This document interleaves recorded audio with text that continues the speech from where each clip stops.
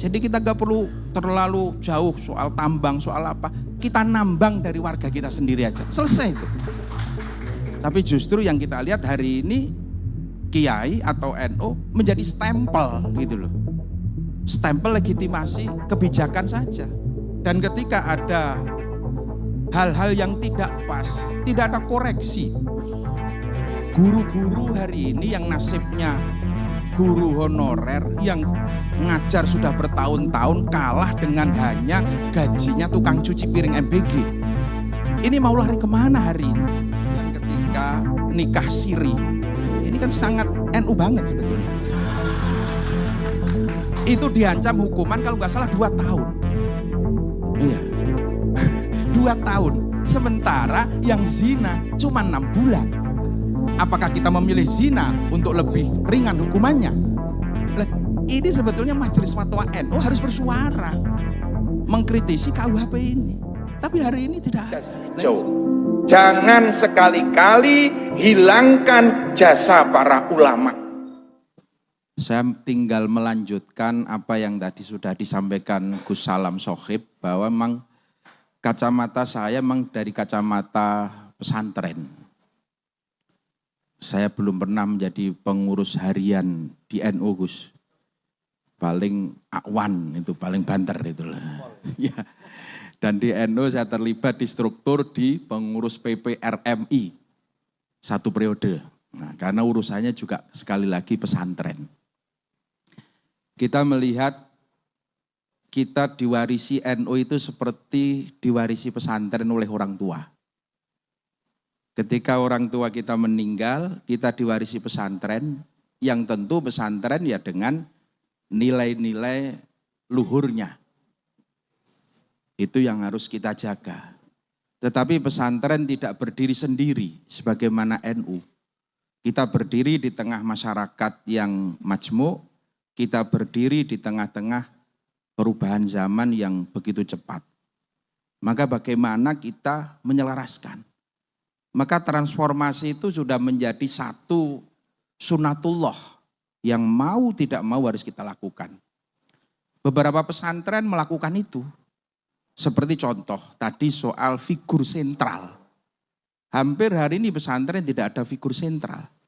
Yang ada adalah majelis masyayikh, keluarga. Itu loh. Jadi tidak ada lagi. Apalagi kalau yang otoritatif seperti Hadratus Syekh, seperti apa. Ini sekarang hampir tidak ada. Maka munculnya adalah kolektif, kebersamaan. Ini menjadi sangat tidak ada lagi dominasi tetapi kolaborasi. Ini menjadi sangat yang sekarang terjadi di pesantren-pesantren dan juga di NU pun juga seperti itu. Yang kedua kalinya pondok pesantren hari ini juga sudah berubah. Kalau dulu mungkin secara fisik ya, secara fisik bangunan hanya 1 lantai, 2 lantai, mungkin cukup digarap sendiri. Dengan seadanya gambar sambil jalan. Tapi sekarang pesantren ini sudah 3 lantai, bahkan mungkin ada yang 7 lantai. Mau tidak mau kita harus mengundang ahli. Melibatkan arsitek, melibatkan ahli. Teknis-teknis. Kita harus menarik semua. Apalagi sekarang sudah banyak kader-kader NU yang memang ahli di bidangnya. Kita harus tarik masuk untuk ikut membangun pesantren itu. Gak bisa. Pendidikan pun juga, ya kita memang harus tetap menjaga. Tadi soal keilmuan ulama salaf. Karya-karya ulama kita yang lama, tradisi, akhlak. Ini pakem, apalagi akidah. Ini pakem yang gak bisa diganggu gugat, apalagi dicampur-campuri dengan akidah yang lain. Tetapi bahwa kita juga membutuhkan agar pesantren ini agar tetap bisa berselancar di tengah hiruk pikuk disrupsi ini, maka kita juga harus melengkapi.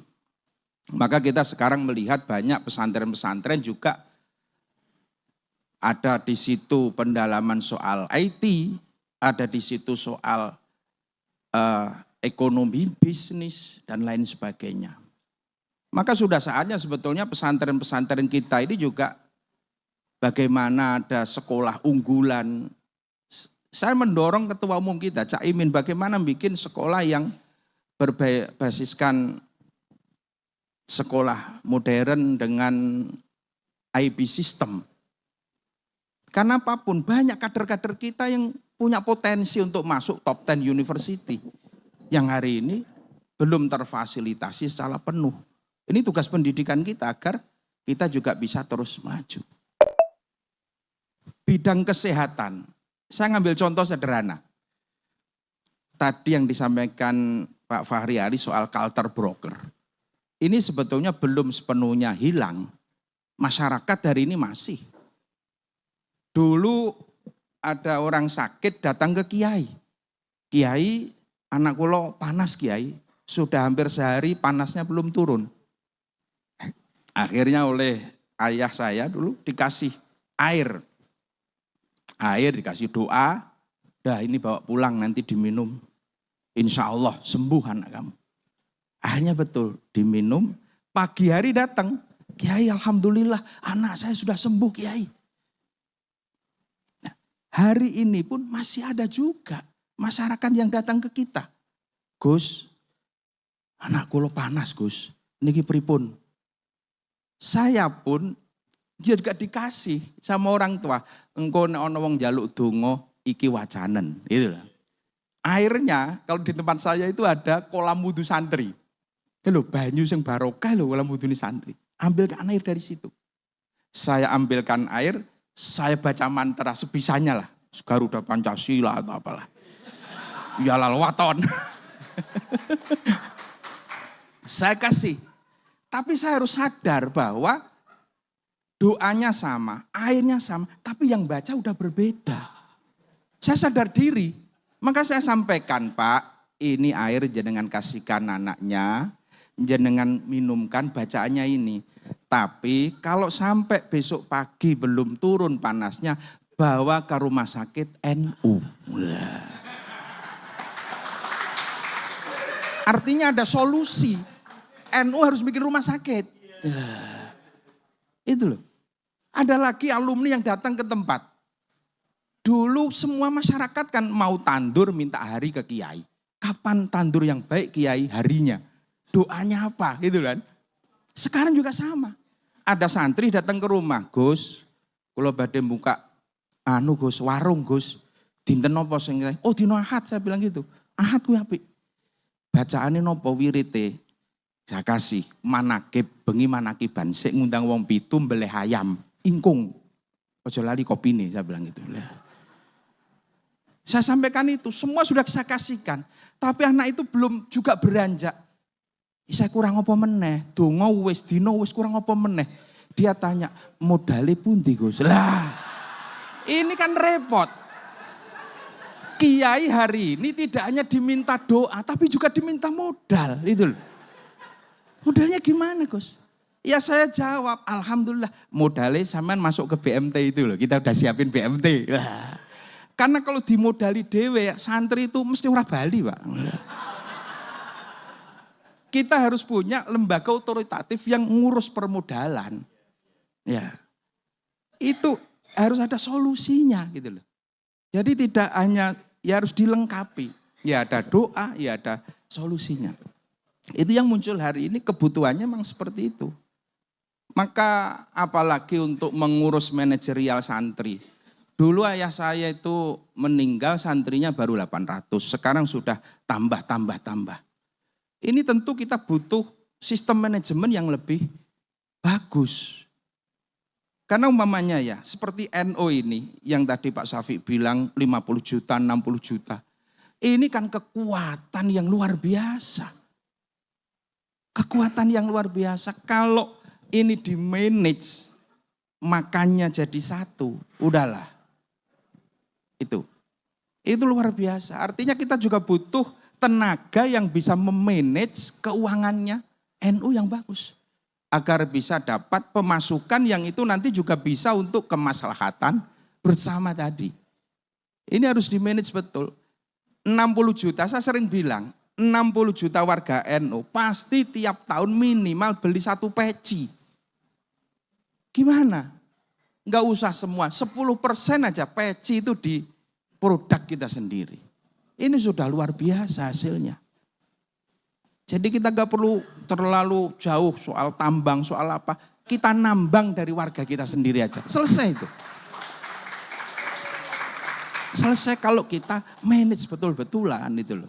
Maka kita butuh melibatkan tenaga-tenaga expert di dalamnya untuk bareng-bareng mengelola NU. Untuk bareng-bareng mengelola pesantren itu. Nah di situ. Di dalam NU juga seperti pesantren tentu dialog dengan masyarakat. Juga ada dinamika politik. Pesantren itu ada pilihan lurah, ada pilihan bupati, itu juga tidak bisa dihindarkan. Tidak bisa dihindarkan. Pasti masyarakat juga pasti masih akan minta fatwa politik. Lah bagaimana penyaluran politik yang disampaikan oleh kiai itu juga harus bertanggung jawab. Tidak hanya mengarahkan milih si A si B, tetapi bertanggung jawab. Artinya bertanggung jawab, kiai NU juga punya kekuatan yang namanya amar ma'ruf nahi mungkarnya. Ini yang sekarang tidak kita lihat. Bagaimana amar ma'ruf kita mendorong. Tapi justru yang kita lihat hari ini kiai atau NU menjadi stempel gitu loh. Stempel legitimasi kebijakan saja. Baru setelah muncul kebijakan di stempel, oh ya kita mendukung. Kebijakan lagi kita mendukung. Tapi tidak ada amar ma'ruf, didorong yang lebih baik. Dan ketika ada hal-hal yang tidak pas, tidak ada koreksi. Peran nahi mungkarnya, ini sama sekali tidak terlihat hari ini. Lah itu yang diharapkan oleh masyarakat. Karena apapun, kiai, pesantren di desa, itu menjadi pengayom masyarakat. Ketika masyarakat terhimpit oleh kekuasaan, larinya kemana? Pasti ke kiai. Hari ini pun sebetulnya sangat berharap dinamika-dinamika ada ini pengen lari ke NU namanya. Guru-guru hari ini yang nasibnya guru honorer yang ngajar sudah bertahun-tahun kalah dengan hanya gajinya tukang cuci piring MBG. Ini mau lari kemana hari ini? Mau lari kemana? Sebenarnya lari ke, karena rata-rata juga guru-guru madrasah, guru-guru NU. Tapi sama sekali tidak menyuarakan itu. Terus juga undang-undang KUHP yang baru ini kan miris itu. Yang ketika nikah siri, ini kan sangat NU banget sebetulnya. Itu diancam hukuman kalau nggak salah 2 tahun. Iya. 2 tahun. Sementara yang zina cuma 6 bulan. Apakah kita memilih zina untuk lebih ringan hukumannya? Lah, ini sebetulnya Majelis Fatwa NU harus bersuara. Mengkritisi KUHP ini. Tapi hari ini tidak ada. Lah ini sebetulnya tugas peran pesantren di situ. Untuk mengawal kebijakan dan mengayomi kebutuhannya masyarakat. Jadi prinsip NU sekarang memang harus solutif. Harus menjadi solusi, tidak hanya ngasih doa, tetapi juga ngasih obat. Karena kompleksitas penyakit hari ini juga sudah macam-macam. Kompleksitas penyakit itu loh. NU juga tidak hanya ngomong, ya tadi soal agraris sudah bergeser ya, solusinya apa? Bagaimana menumbuhkan perekonomian, menggerakkan perekonomian masyarakat. Ketika hari ini digencet oleh Alfamart, Indomaret sampai ke desa-desa. Toko-toko kelontong milik warga NU nyingkir. Ini juga belum ada solusinya. Ini mungkin jadi sekali lagi kita ya dalam transformasi ini tetap menjaga. Jadi bahasanya ya merawat tradisi dan terus kita menggerakkan inovasi. Itu kuncinya itu. Merawat tradisi dan menggerakkan inovasi itu. Ya mungkin itu tambahan dari saya. Terima kasih. Assalamualaikum warahmatullahi wabarakatuh.